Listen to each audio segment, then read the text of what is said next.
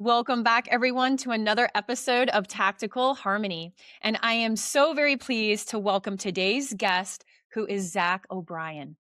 Zac O'Brien is Managing Director of Crown Wealth Group's Athlete Division, in which he is responsible for delivering the family office structured personal CFO solution to successful former, current, and next gen athletes. Zac is the quarterback of all aspects of an athlete's financial life and accountable for them achieving all of their goals. This entails financial education, being their first line of defense, navigating complex financial landscapes, ensuring their long term financial well being while delivering comprehensive advice on all financial areas and ensuring the full execution of that advice. Zac, welcome to the show. Thank you so much for having me. Oh, I'm so excited. You are our first financial professional director, anyone that is responsible for someone's money, first ever on the Tactical Harmony show. So Well, no thank you. pressure. I'm very honored, and now I'm a little terrified, but it's okay. Well, let's move through that terror together, shall we? So the first question that I have for you, sir, is you played college football and now you manage the financial lives of these professional athletes. So I would love to hear what did being a 4-year letterman teach you about money, discipline, and performance that a degree in finance never could? So it goes back to sports, right? I'm a true believer that children involved in extracurricular activities, football, basketball, baseball, I don't care what it is, as long as it's a sport for kids, it's teaching them so much discipline. I talk about it all the time. Grit is the most important thing to me, who I am, and the people that are around me. And you develop that through sports. You're going to have the ups and downs. You're going to have, the exciting win, and you're going to win a championship, and then you're going to have losses that you shouldn't have lost, and you have to learn from those. You're not going to have every scenario in life that turns out perfect, and you have to learn how to overcome and achieve and work through those problems. And so for me, that's what sports really teaches kids and teaches people and taught me. I volunteer. I do, little league football coaching. I love giving back to the community with the kids and trying to teach them those pieces. Right, the winning and losing, it matters. I want to see teams win, but at the end of the day, it's all about developing kids and creating a better scenario for them. I couldn't agree more. It's who you become during the wins and during the losses. And I think so often in society, we become obsessed with winning, which totally get it. We should always strive to win and succeed. But we learn so much when we lose or when we fall short because we tend to pay closer attention to that. It's more emotionally charged, and we're like, hey, wait a minute, why didn't we score? Why did this team beat us? Or why did I get my ass kicked? Right. And so Yeah. through that, we're able to, build new muscles, refine current muscles, and everything in between. And sports, all the different games really do give us that gift. So, I completely agree. so Zac, why finance? So what made you choose that life and career trajectory? It's a really interesting story. My uncle B, is up in Chicago, and he's a financial planner and has been my entire life. I watched him how he interacted with my aunt and my cousins, what he got to do for a living. Seemed really exciting, and I loved math. I was kind of the nerdy kid that enjoyed math. Unfortunately, I'm dyslexic, so reading was not where I strived in the world. But the math side was something that I could concretely hold on to and figure out, and it was a fun puzzle. I still love math, and so finance kind of became my passion. In third grade, I knew that I was going to go to college for finding a finance and accounting major, and I kind of went from there. Wow. In third grade, you knew what you wanted to do. Correct. That's incredible. That is pretty rare. I don't know many people who knew what they wanted to do from that young of an age. So that's incredible that you had that internal knowing and conviction from such a young age. Yeah, it was a very I wanted the lifestyle, the ability to help people, and work through things, and it's just always been a big interest of mine, helping people and helping them understand how to make their situation better, Yeah. making a difference. Yeah, it certainly does. And that kind of tees me up for my next question beautifully. And that is, we know that money is emotional, and people's relationship with money is a reflection of who they are. And there could be limiting beliefs, things from their childhood that impact how they lead their finances, how they view money, how they view others' money. And there's just so much to unpack. I see quite a bit. There's a lot of fear of money. And so this is your life. This is your discipline and area of expertise. So how do you help people navigate that fear of money or the negative perception of money? Like how do you change their mindset around money? And that's a great question. The mindset around money, we spend a lot of time going through a client's financial DNA, understanding how they relate to money. I've worked with quite a few siblings throughout my career, and how one child perceived money growing up and their younger sibling or their older sibling perceived it a very different way, and how they react to money still to today. It's not necessarily about changing how they are, but it's presenting in a way that makes the most sense for them, that they feel comfortable. Creating guidelines and um, guardrails for a plan that makes the most sense for them in their individual situation, and be able to relate back to them in that light is kind of the most important thing for us. Yeah, and maybe you kind of organically answered that, but at Crown Wealth Group, you all pride yourself on delivering that family office, personal CFO vibe, which I absolutely love how that is characterized.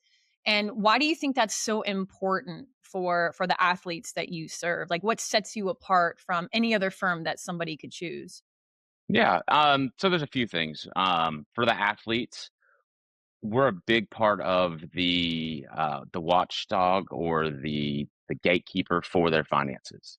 Unfortunately, for a lot of the athletes, they are constantly being pursued by individuals with, "I've got this great business idea," and unfortunately, a lot of times that's family, and it's really hard to say no.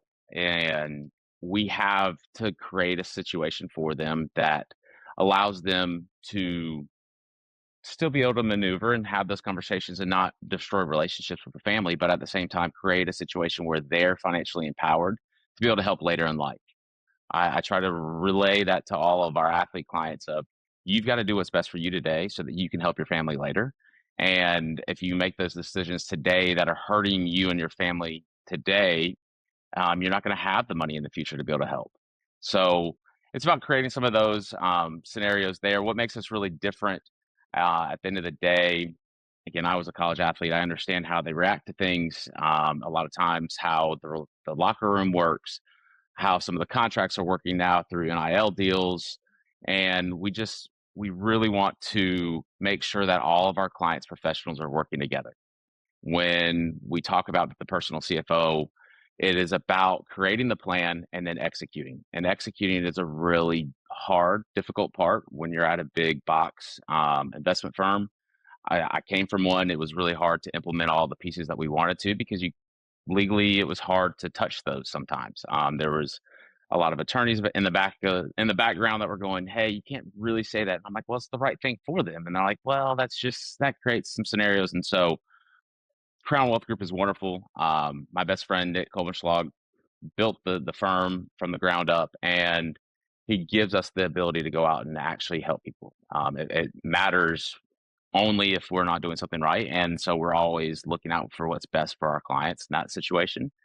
But we are able to take all of their professionals, right? Our clients have CPAs a lot of times. They have the insurance person. They have the investment person, the state attorney, and we can coordinate all of those people together to make sure that their decisions all work in conjunction together.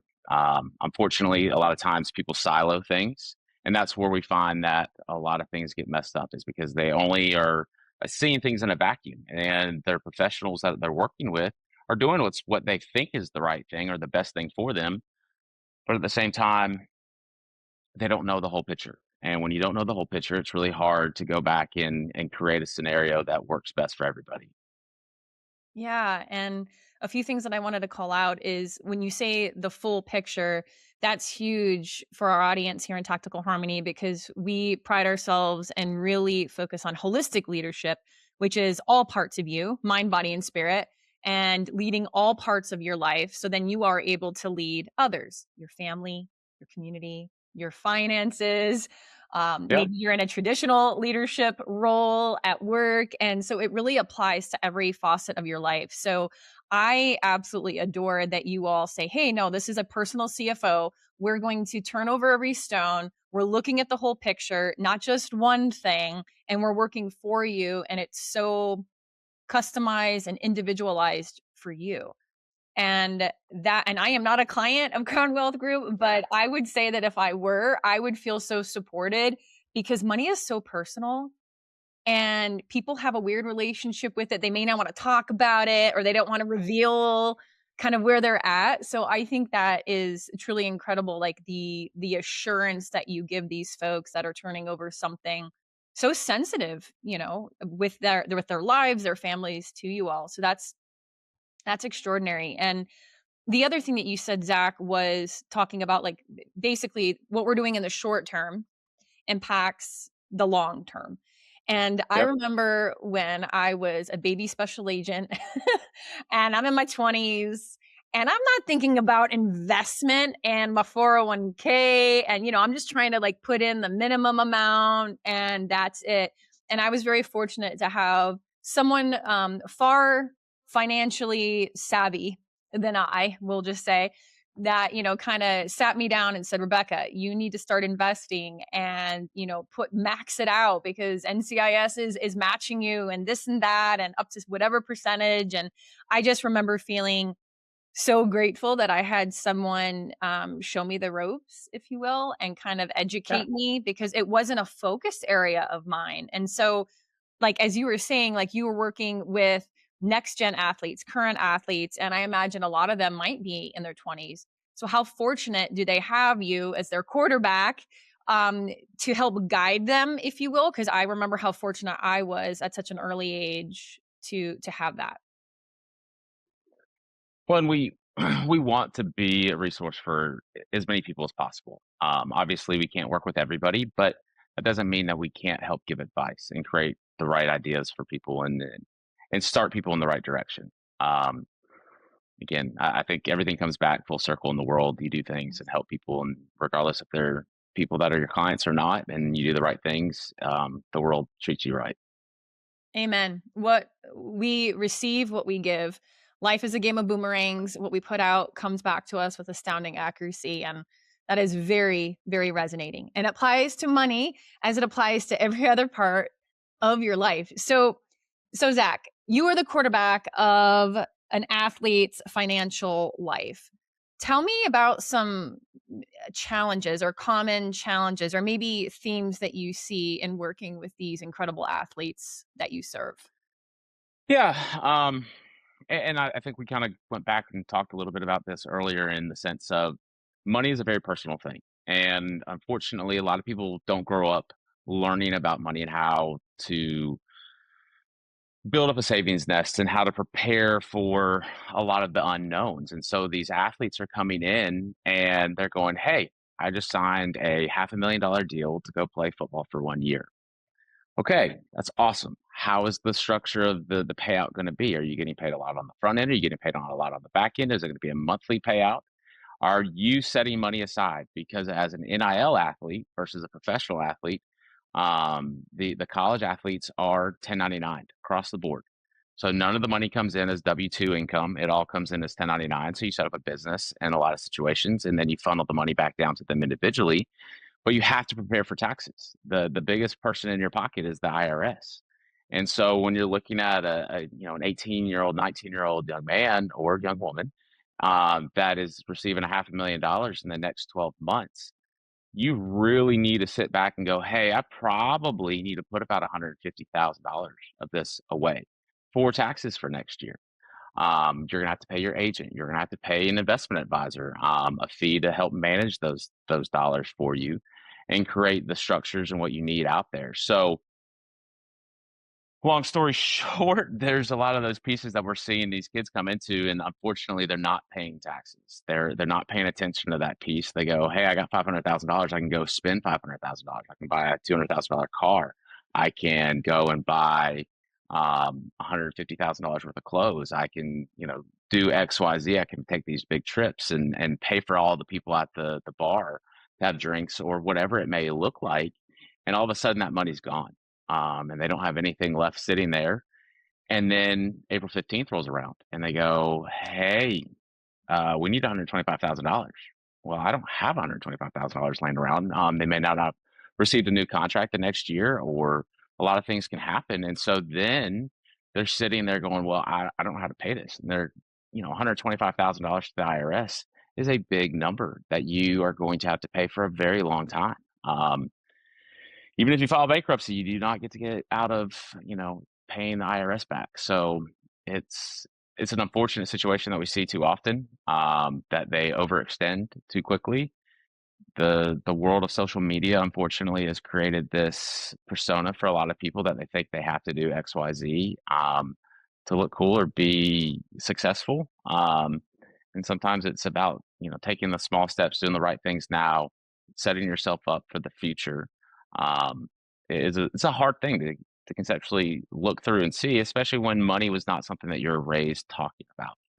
So that's where we see a lot of value and a lot of opportunities for these kids, is to help kind of come in and talk through those scenarios.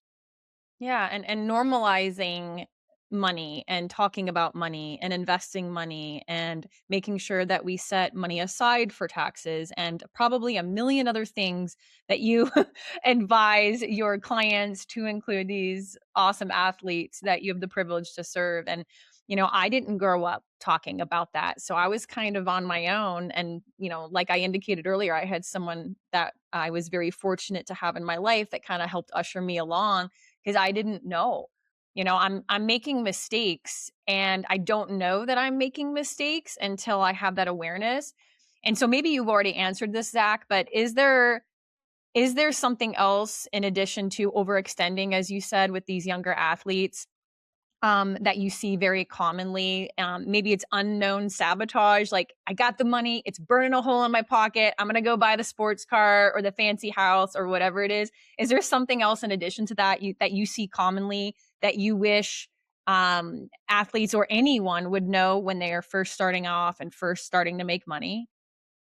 Yeah, I think a big part of that is, let's set up a number to put money aside.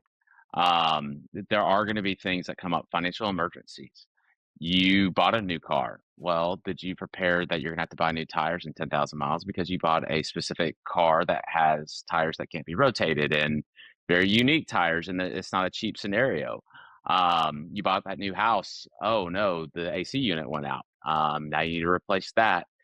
Life happens. There are going to be moments that come up, and so creating an emergency savings, creating the basic platform to start working off of is so important.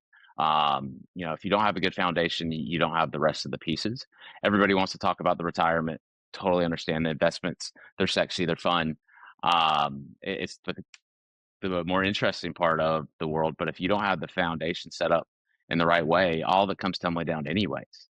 You're going to take losses on investment accounts that you wouldn't necessarily have to take, but you need the money right away. And so you have to sell out of some position, take potentially out of your retirement account, get hit with penalties and taxes on those dollars to come out. And it's just a cascading effect. So setting yourself up with the foundational parts, making sure that you have the right insurance. Anybody out there, you can have umbrella insurance. You have children. Unfortunately, your kids are an extension of you, as we all know. And if they do something wrong out in the world, it comes back to you until they're no longer your responsibility. And so having an umbrella policy is a really important thing that you can have. It's very simple, it's inexpensive. You can create some protection around you. Making sure that you've got kind of those stop gaps built into your plan and what you're looking for. Mm. a topic that I don't see, or at least I don't hear a lot about, is generational wealth. And I know that it might be very foundational, but what does it take for someone to build that generational wealth? Like, what separates those who are able to build it from those who don't have a shot in hell in building generational wealth? It's discipline. It's really interesting. I've got a wonderful client. She's 63 years old, retired when she was 60, worked third shift, never made more than $50,000 a year, never inherited anything, and has an investment account of $1.2 million. It's feasible. She is a unicorn. I don't think there's many people like her out there, that were able to make the money that she did and put money away and stack it away and just made a lot of really good decisions. She sacrificed a lot throughout her life to be in that position. But I don't know how to answer that because I don't think there is a person out there that doesn't have the opportunities if you really want them, right? At the end of the day, it's all about want. If you truly want something, you're going to work for it and you're going to sacrifice and you're going to make those changes and get what you need to out of it. And if it's not as important, which a lot of times it's not for some people, they don't see the urgency. And so that's why we see a lot of people in their 40s coming to us and going, "Hey, I've got to figure this plan out. I've had a lot of fun. I've made a lot of money in my life. At this point, I feel like I'm floundering out around the world doing things that don't make a lot of sense. And I'm not sure what my retirement picture is even going to look like because I haven't really started doing the planning." Yeah, it's ruthless prioritization and what matters to you. Because if something really matters to you, or if you want something bad enough, you're gonna get it. If you want the chiseled body, you're gonna get your butt out of bed early in the morning and get to the gym before your life and day starts, before the kids need you, before your career needs you, before your community needs you, or your spouse. You're gonna make that happen if that is important to you. And I'm so grateful that you shared that shiny, amazing example of the woman that you have the privilege to serve, because it's possible. If you doesn't matter what the number that you make is. I mean, of course, that impacts it, but she had such discipline and she was strategic. And with her 50K income, working third shift, she was able to make it work and make those necessary moves, that she is thriving and has 1.2 in the bank account, in her 60s, which a lot of people unfortunately may not be able to say. But that should serve as inspiration to anyone that is watching or listening to us right now, that despite your age or your current circumstance, if you want to make a better financial plan for yourself, for your kids, for your future kids, your future spouse, for yourself, you can do that starting now. And there's incredible people like Zac out there who they've seen everything. It's not his first rodeo, and he's able to help support you in your journey. And so we only fear what we don't understand. And so if we redefine that relationship, then we're able to kind of dig in and make it better, however slight. And Yeah, progress is progress. amen to that. Yeah. Okay. So I think I read this correctly when I was researching and preparing for our conversation, Zac. So keep me honest here. But I believe that you are a certified divorce financial analyst.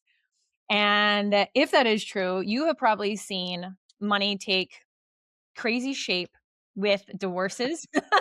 It is incredibly emotionally charged. And I would love to hear, in your experience, what is a financial mistake, a common one that couples make?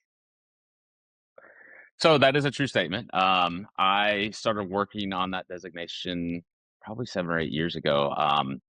My former mother-in-law was going through a divorce, and the attorney was sitting there going through things with her, and I was going, "This isn't all the same, right?" And what I mean by that is, hey, you have $20,000 in bank accounts, you've got $100,000 in an IRA, you've got $50,000 in a Roth IRA, and you've got a house over here worth, I didn't keep up with the numbers, but let's just say it was worth $300,000. You have a $500,000. So 250 is the number that you should get, and a 50-50 split.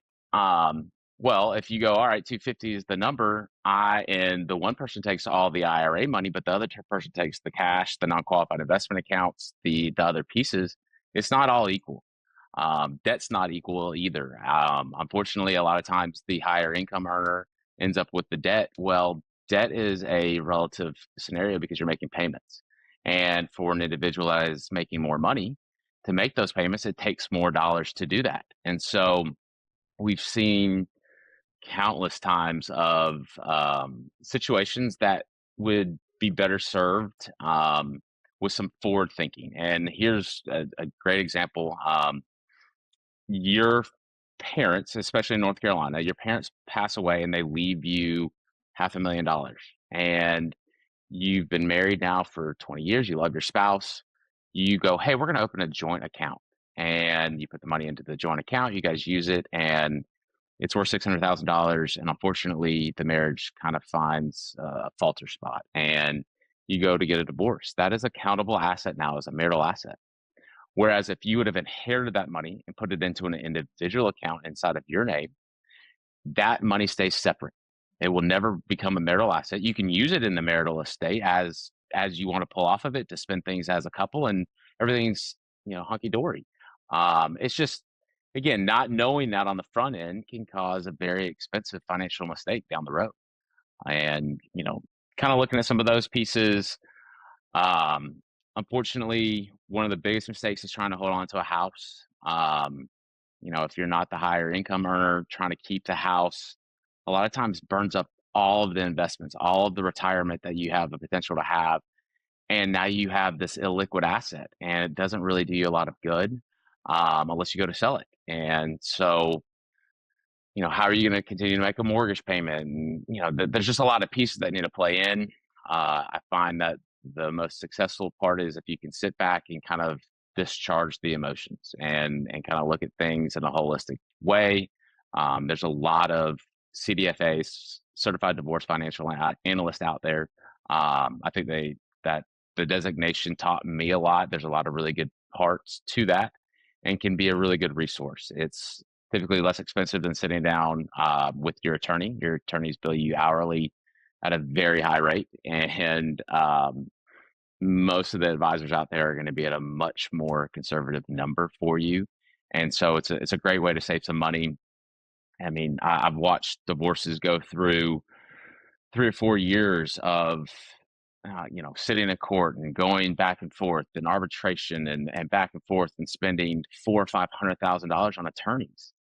And all it's doing is putting money in the attorney's pockets. And if you can keep that money to yourselves and go, hey, you know what, I can sacrifice a little bit over here, but it saves us in the long run a lot of money by very much mitigating the exposure to the attorneys and doing things kind of on your own, and coming up with a copacetic agreement can save a lot of money and a lot of time and a lot of heartache. What great sage advice, and also probably really difficult to do, to turn down the volume on the emotion, Yes. especially for divorces that may not be, what's the word, amicable. Both Yes. parties are agreeing. Um, that must be very spicy and all of the things in between. And so, but having that designation and your lived experience, I'm sure really does help and reassure those going through that really tough, difficult circumstance, and as it were, can save them some money along the way, which is the whole point, right? And it's that easy and it's that hard. Exactly. Right? I mean, if it was easy, everyone could do it. But the hardest things in Yeah, life will give you the biggest lessons. That I know with a conviction in my bones. So, Zach, you are absolutely. a family man, you're spiritual, you are very active in your community. And I would love to hear why are those things so important to you, and how do they help you show up and present in your financial life and for those that you serve? I love being involved in the community. It gives my heart something special. It allows me to try to create a legacy. I struggle a lot of times when I start thinking about life is very short, right? We think about our grandparents, and we most of us love our grandparents and had really good relationships with them. but their legacy will die at some point. And it's a really hard thing for me to emotionally charge on of like, you will completely be gone if you don't create those pieces in as many people as possible. And that's why I love working with the kids and helping out in youth football. I mean, I came back from college. My youngest brother was in third grade at the time, and I helped coach his little league team for 4 years. And some of those kids are now NIL athletes that I'm working with, which is really cool and really neat. But I still have relationships full circle with these kids, and they're adults now, and they're getting married and having families and having kids, and it's like, wow. It makes you feel old really quick, but at the same time, I love the community. I love giving back. My uncle, the Uncle V, that got me into this career. His wife was my Aunt Katie, and she died from cancer, cholangiocarcinoma, back, when was that? Like 16 years ago now. And he started a foundation, LLK, Live Like Katie, and the money is for cancer research. And so I've been on the board for that for a while. I've helped out with Ducks Unlimited and National Wild Turkey Foundation. And there's a lot of pieces out there that I enjoy. I love giving back and trying to make a legacy for myself in a way, selfishly. Um, but it's still something that's really important to me. It allows me to wake up in the morning and feel better. Obviously, everybody's made mistakes in life, and I Mhm. definitely don't throw stones out there. So it's part of it, and I hope that I can put enough good out in the world that I leave this place better than what I came into it as. That's wonderful. Thank you for all that you do and everything that you just shared. And I truly believe in my heart of hearts that if we are a blessing to others, we will be blessed. And giving is it's easy, it's fun, it feels good. When we give, there's a whole host of chemicals. I mean, we could go into the science arena of how it feels good, but it also feels good spiritually and mentally and emotionally. And we are so much more than our jobs or our career or whatever label that we give ourselves. And for you to wear these different hats and do what feels good and to honor those in the different societies or the groups or live like Katie, which I think is so beautiful. I think that's extraordinary. And I know a lot of people right now that are going through a difficult time. And one of the best pieces of advice that I can give them is to give. When you do not know what else to do, if you have $1 in the bank account, if you just feel so lost, if you give to someone, if you give to your community, if you give in some sort of capacity, however that looks for you and however that can take shape, you are going to be on the right track. You absolutely are. And so I love that you are a model for your community and your family. Your kids are watching and your peers are watching, so that's wonderful. And Zach, maybe you've already answered this, but one question that I like to ask our guests, or what's your secret sauce? Do you have like a certain habit or practice or ritual that you do that keeps you operating at peak performance?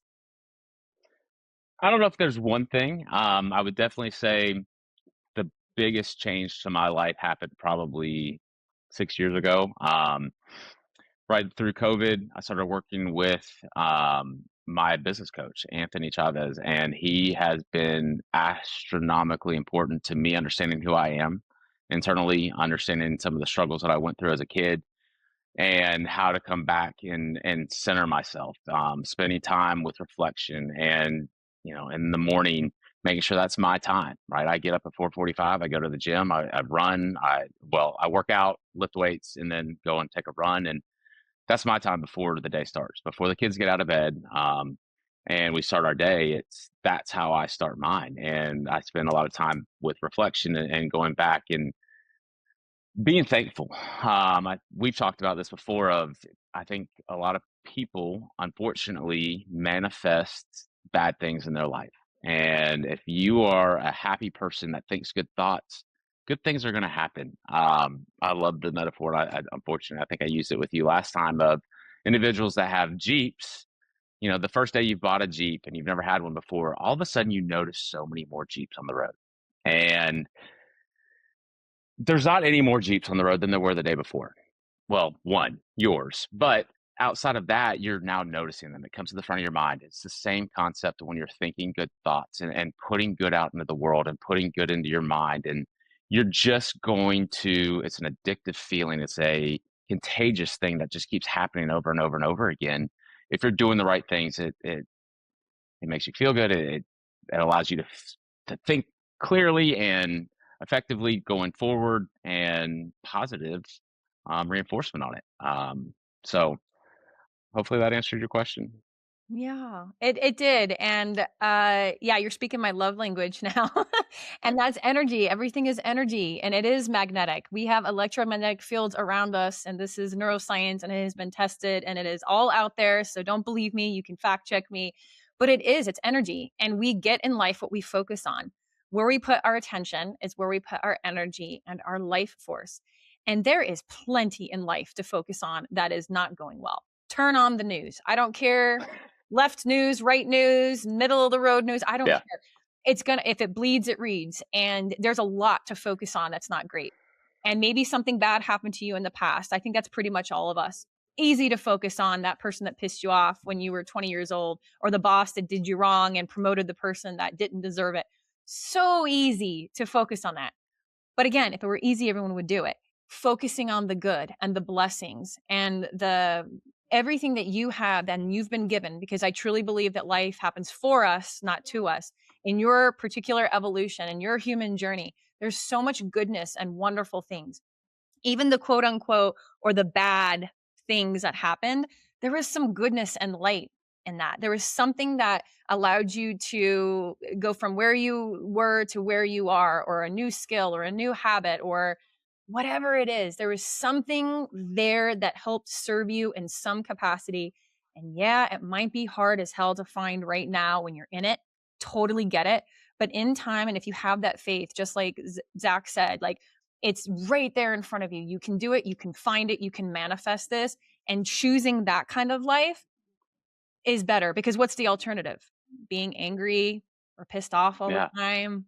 The world's out to get me. You're not that special. And I say that with love. I say that with love. Well, and it's interesting because the devil wants us to feel isolated, right? Yes. And not trying to get into that world of everything, but I'm a Christian and truly believe that the devil wants us to think that we are unique, and our situation of bad is only us. And he wins at that point. There are so many people that bad things happen to every single day. And at the end of the day, especially if you're here in the continental US, like, we live a really good life.